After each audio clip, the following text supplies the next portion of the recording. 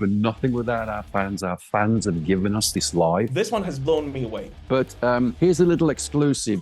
Oh, what is going on? Yes, I'm so excited for Bruce. You know I'm going to ask that question. We're going to be in rehearsal soon. And I'm like, oh my God, I've got to sing Serpent of the King. God help me, strap me to the microphone. Hello, you metal pilgrims, and a very special welcome on this episode, because today I'm blessed with the highest honor in the world of heavy metal, coming of nobody else but the metal god himself, Mr. Rob Halford. Rob, thank you so much for finding time, joining me today. I really appreciate it. How are you, man? Hello, Metal Pilgrim. Hello, everybody. I'm doing great, man. I'm so excited to see you again, to be with you again, and to talk about everything in the Judas Priest metal sphere. This is what we love, right? I mean, we are very much of a nerd family about Judas Priest, because who doesn't love Judas Priest in the heavy metal family, right? yeah, indeed. Rob, of course, the biggest news about Judas Priest these days is the release of Invincible Shield on March 8th. So, I mean, first of all, congrats, man. We spoke 2.5 years ago with you for the first time, and you were already in the making it. So it's an album that took its time to get born. So yeah, but my favorite phrase is, "It will be ready when it's ready." Absolutely, absolutely. But I have to be very honest with you. Hearing a new album by your favorite band is one of the most terrifying experiences ever for the first time when you hear it, right? Because you have this feeling, like, what if I don't like it? What if I hate a new Judas Priest record? I mean, it's the end of me as I know it. But this one has blown me away. This is not something I was expecting from Priest at the 54th year of existence. And I think I even shed a tear when I listened to it. And I know that you guys always strive to do a better job than you did before. And I hate comparing, albums to their predecessors in any way. But do you personally think that as of today, Invincible Shield is the peak of your career as a musician? Well, let me start with referencing the way you opened this question. Yeah. I have this exactly the same feeling as yourself when my favorite album is coming. I remember distinctly waiting for Metallica 72. Distinctly remember waiting for 13 by Black Sabbath. Mm-hmm.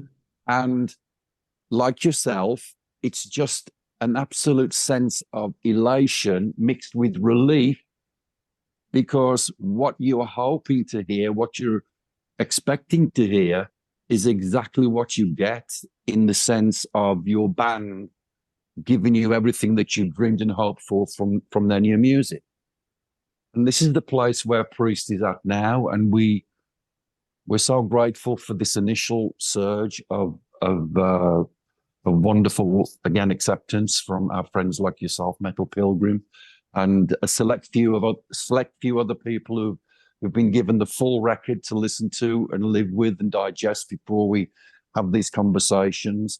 And even before our fans get the full album, after Panic Attack, Trial by Fire, Crown of Thorns, and Serpent and the King Waiting in the Wings, it's a great place, man. It's a wonderful place of joy and excitement, and all of the attributes of what heavy metal makes you feel like is wrapped up in this Invincible Shield moment for Judas Priest.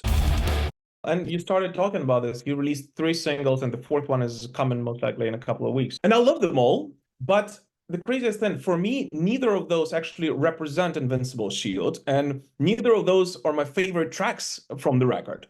And this is a great thing, because this is exactly the same way I feel about, for example, Defenders of the Faith. If you ask me which is my favorite track, I have no freaking idea. Like, it changes every time I listen to this record. Mm-hmm. Yeah. But still, did you release such different sounding songs? Because Panic Attack and Crown of Thorns are like completely two different sides of the spectrum of the Judas Priest sound. Did you do that on purpose, to kind of resonate with all different layers of Judas Priest fans? Yeah, we're still sending out all of the glorious opportunities that Priest has worked in over the decades, in this idea that There are very few albums that have like a consistent thread for Priest. I think Painkiller and maybe British Steel have this energy level that's kind of at a special place. But having said that, what I'm trying to say is, yeah, here is a band that's made Painkiller. Here's a band that's made Turbo Lover. Here's a band that's made the song Angel. You know, here's a band that's made Victim of Changes and Screaming for Vengeance and Invincible Shield. We're still relishing in the adventures that we can create with our metal under the banner of Judas Priest. And we thought long and hard, working with our label, how to present the first opening salvo from Priest in Invincible Shield, and to set the record up that, yeah, this is the band that will still take you on a complete adventure within the structure of an album. You have to digest, as you have, Vlad, digest the entire album to get the message of this is Judas Priest in 2024 with all of the elements and components of Invincible Shield. By the way, my kids, their new favorite song is Crown of Thorns. And they don't really speak English properly, but they know all the lyrics, pretend, and they sing it like from the start until the end. I tell you what's beautiful about that is the pureness of music, or the way that it, regardless of whether you can understand the words, it's the feelings that it gives you. Absolutely. It's music is all about feelings and connecting with your feelings and your emotions. And children are the most beautiful for that type of acceptance, because nothing's cluttered. Nothing's cluttered. They're just taking the music in its purest form, without critiquing, without thinking about it too much. It's just this beautiful acceptance of the power of the music, the power of the metal.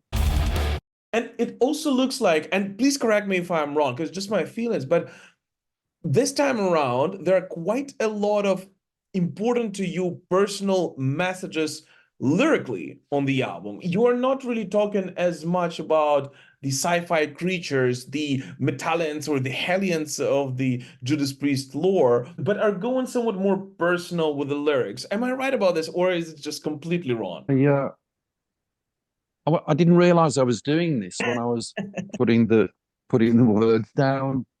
And as I always say, these are my words, but they're speaking the voice of all of us in Priest. I make very sure that we all agree in the content of the messages. So when we're talking about like escape from reality, referencing going back to fix things from the past, which is kind of a personal observation on things we do in life, that fit the structure of the music of escape from reality. When I talk about the Crown of Horns and getting to this place where you want to let me just pull up the words, because I like to make sure that I know what I'm saying here. I learned the hard way that what you dream for comes from the pain you hold inside. I'm on a long road. There is no answer. You have to hold the love you find. So there it is. Whatever you dream for to get to this place of love and again acceptance, and finding the important virtues. That's a deep thing. You know, the days seem endless. No sense of calling until the daylight came to be. It's just really looking at the harder, tougher side of life, but not giving in, because we're all always talking about, again, reaching for the stars and finding salvation. And you can put that context into any walk of life, whether you're talking about finding the love of your life, or the structure of your family, or in the Ukraine sense, the great challenges that you're dealing with and the victory that will eventually arrive. It's all of these different possibilities are in the words of Crown of Horns. Much like a lot of the stuff that Priest has done with messages, you can bring your own interpretation into them. But some of these songs on Invincible Shield are very pure and very direct. And in my recollection, we haven't had that consistency in an album. In albums from the past, we've had maybe one or two songs that have gone personal, but we've gone quite deep and personal on a lot of these lyrics for all of the songs on Invincible Shield. Absolutely. And I feel like for the fans like myself who've read, Confess, who've read Biblical, you also view them through a prism of what we read there. And it comes in a really unusual manner, even for me as a diehard Judas Priest fan, which is great. Yeah. That humanity is just quite profound on this record. And I don't know whether it's because of where I am in my life as an old metalhead, You're not that old. Come on.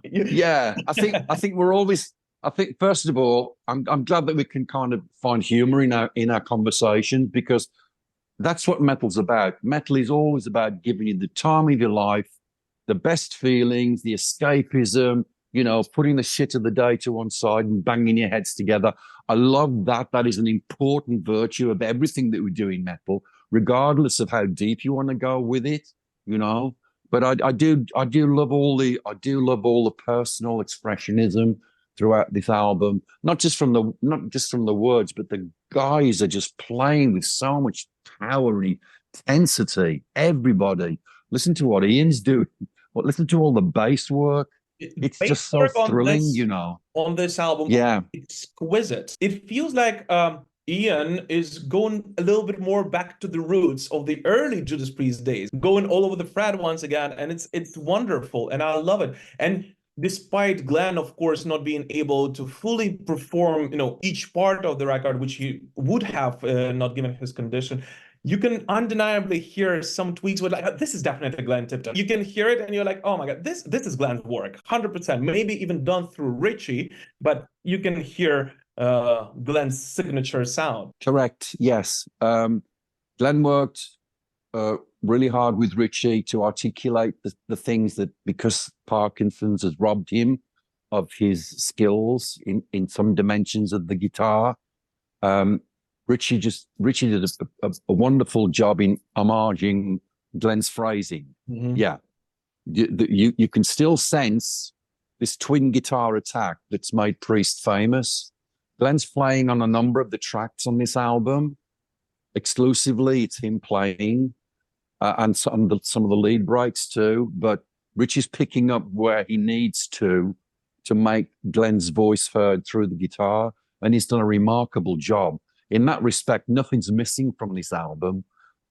All of the joy that you get from the guitar work of Priest is intact as much as it ever was, and probably more, especially in the arrangements. Some of the arrangements, like on Serpent of the King, and there's the title track, Invincible Shield. Wow. It's relentless. The opening track, Panic Attack, has just an incredible sense of, again, passion, determination, and conviction. So Rob, behind you, there's an artwork for Invincible Shield. So can you tell us a little bit more about the concept behind it, how you came up with this, and why there are two of them? We love to take an idea. Once we agree with it, we embellish the idea. So you've got kind of multiple approaches to the visuals of Invincible Shield, but this is the one we decided to go with. It's just this beautiful word, a shield. A shield can be defensive, but a shield can also be aggressive.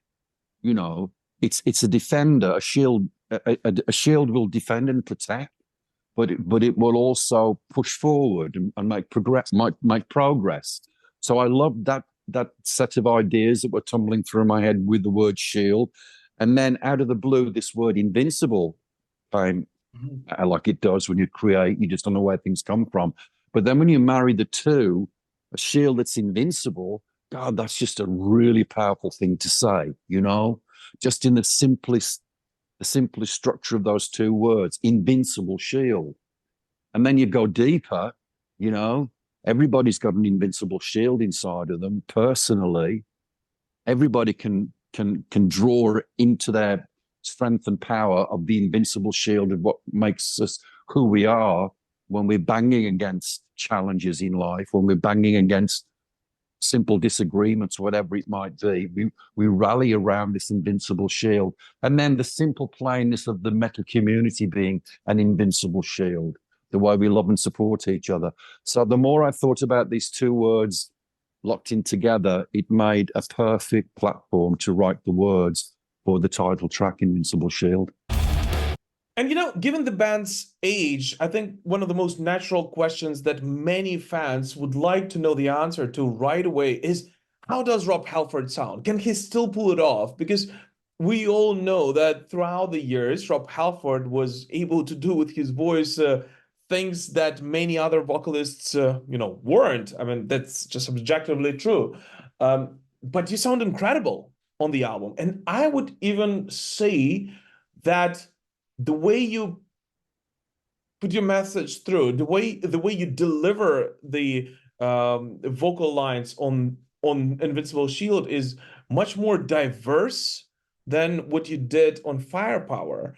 But still, were there some tracks that were rather challenging for you to work on in the studio? They're all challenging for me. They've always been challenging for me because, you know me, bloody, I can't stand the sound of my voice. I just cannot get into a place of peace with it. I'm just always struggling to accept that this is the best I can do. And Andy Sneap was really do it again, do it again, do it again. Oh God, I love working with Andy, but I hate working with Andy. But he knows it's not that I'm lazy. It's not that I'm lazy. It's just that I'm always questioning my performance. But he knows me well enough now to really, pull out, extract, whip me to get the best possible events to take place. But when I'm hearing the guys, that's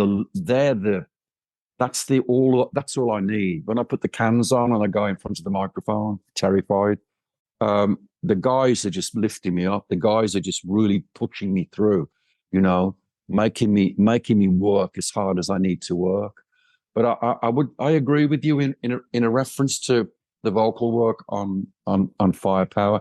This has become so fine-tuned. All of the performances are so fine-tuned and elevated to a really special place. And I don't know whether that's all the things that we had to deal with, Richie's health issues, my health issues, the state of the world with COVID, all of these things, they play on your mind. And I'm sure that subconsciously that was part of the sheer profound joy and determination to make the best possible album we could make right now. Well, since you started talking about this, do you think your recent health issues changed the way you view life, you view your, position of a metal god and heavy metal, and your relationship with the fans? I'm sure it is. I'm sure it is. Just going back a few minutes in that conversation, why am I talking about these things in some of these songs, some of these personal messages? Again, as I said, they relate to everybody in the band in terms of validating and agreeing on things that we're projecting in our thoughts and so forth. But yeah, that's what life is about. I've lived for almost 73 years, and you should at this point have a better perspective and better wisdom and knowledge with what life has given you. And so that's got to creep into your art. That's got to creep into your music. It's an absolute fact, because I've witnessed it in myself, in the way I've put these messages together. So yeah, and I think that's great, because again, you're just being pure, and you're just being honest, and you're just being real. And those definitions in this band of what have held us up for so long. When you're getting Priest metal, you're getting it from a very real, honest, pure place. Well, I honestly cannot wait to hear how you will play those songs live, especially because they are incredible. Yeah, we're going to be in rehearsal soon. I'm like, oh my God, I've got to sing Serpent of the King. God help me, strap me to the microphone. And, Andy Sneap will be kicking me on the ass. But yeah, the guys have already been running through the tracks that we're intending to play out live. And I haven't been in the sessions yet, but I've had the feedback that they are just colossal. Crown of Horns is just like one of the biggest metal moments ever, ironically enough, because it's kind of pulling back a little bit. Yeah. But Richie's texting me going, man, we're doing Crown of Thorns now. And it's just, my studio here in Nashville is just falling apart. It's the most intense, heavy thing ever. And that's another important part of who we are. Everything that we record, we are able to transfer into the live arena. So it's going to be great, man. Absolutely. When we open up this festival and we play the new festival, when we open up this tour and we play these new songs, it's going to be killer. Well, and I assume you're going to play 3 to 5 songs from the Invincible Shield, and the rest, of course, will be from your back catalog. So can we, diehard fans, expect that you will dive deeper into the deep cuts once again, like you did on 50 Heavy Metal Years tour? We've had this conversation before, as far as trying to put the set list together, and after 19 studio albums, it's like, oh my God, where do we go? If we didn't play something like this, most likely, right? Yeah. If we didn't play Breaking the Law, there'd be a riot. If we didn't play Painkiller, there'd be a riot. There are certain songs that you are indebted to your fans to play because they're part of the fabric of who you are as a band. And you, without naming names, there are certain bands where you want to hear that song when you go to a show. Mm-hmm. So there's a portion of the set list that already writes itself.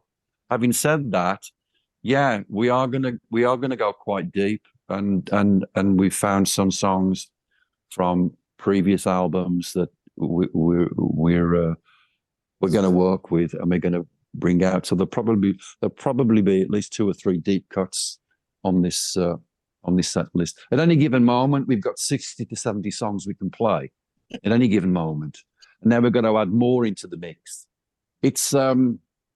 It's fun to see the texts and the emails flying through. Well, I'll give you this one if you give me that one, Because you've got to find the balance. When a band plays on stage, every single band member has to agree on the set list. Yeah. There's no place for, dude, I've got to play this one. There's no place for that.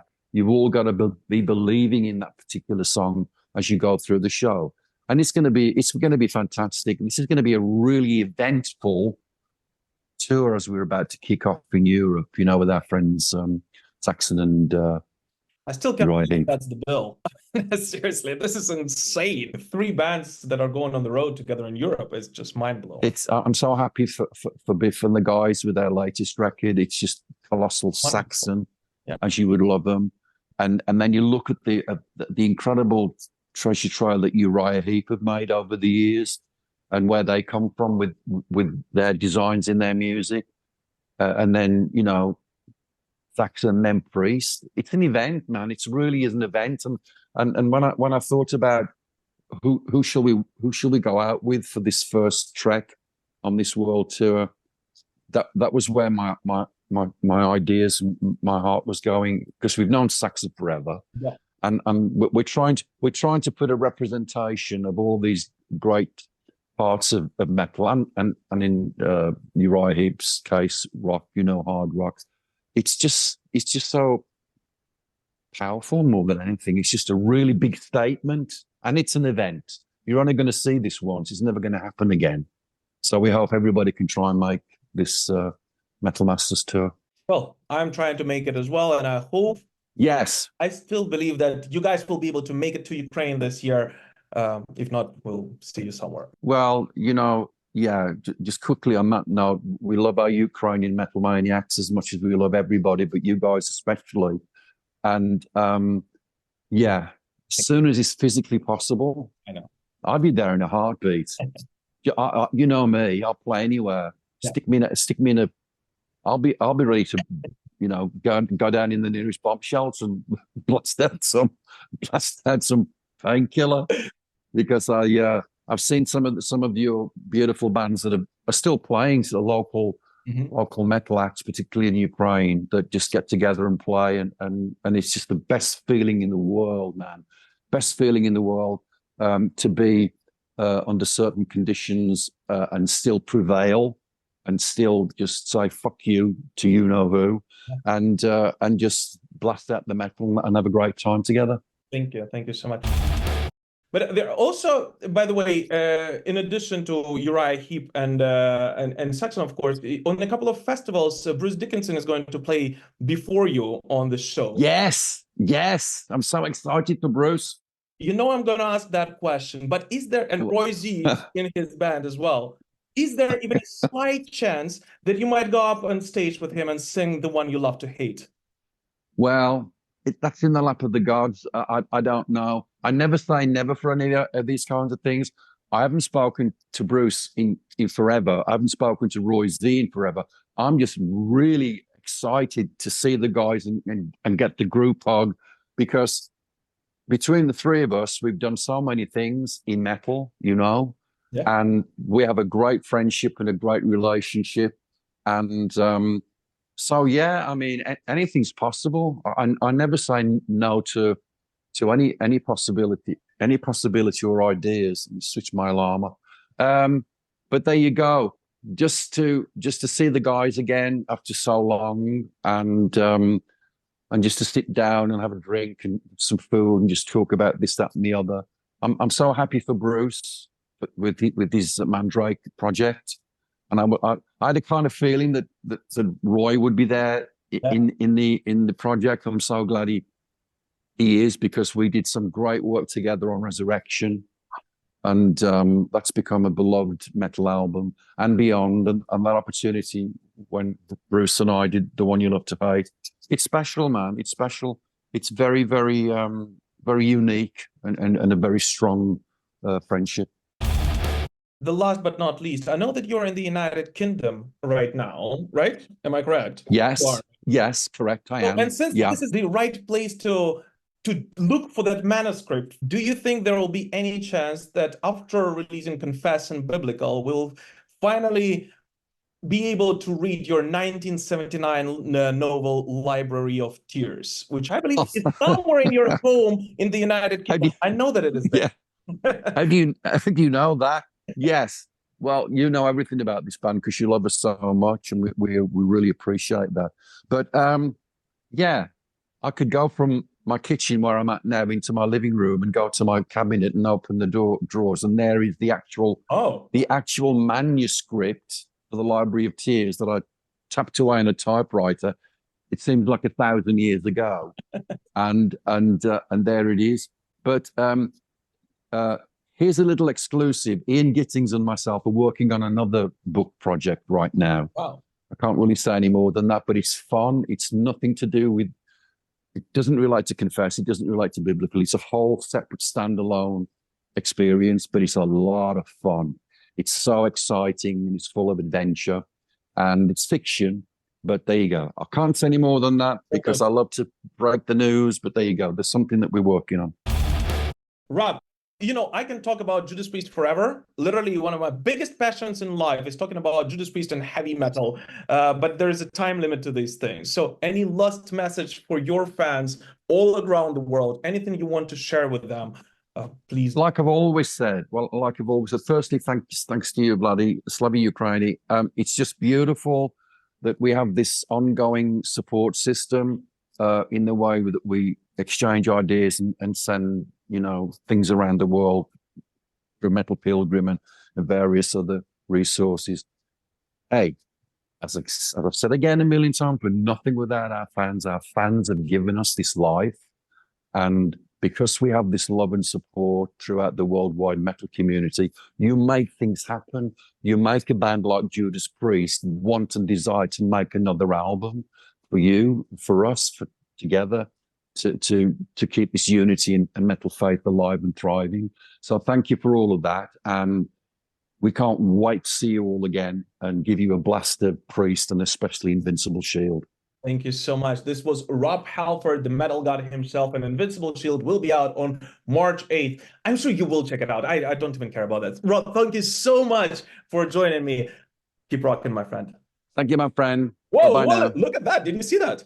What is going on? I have no idea what that was. That is just like so amazing. That's the metal gods applauding. It's a sign. It's a sign of power. It's a sign of victory. It's a sign of all these beautiful things that are in metal.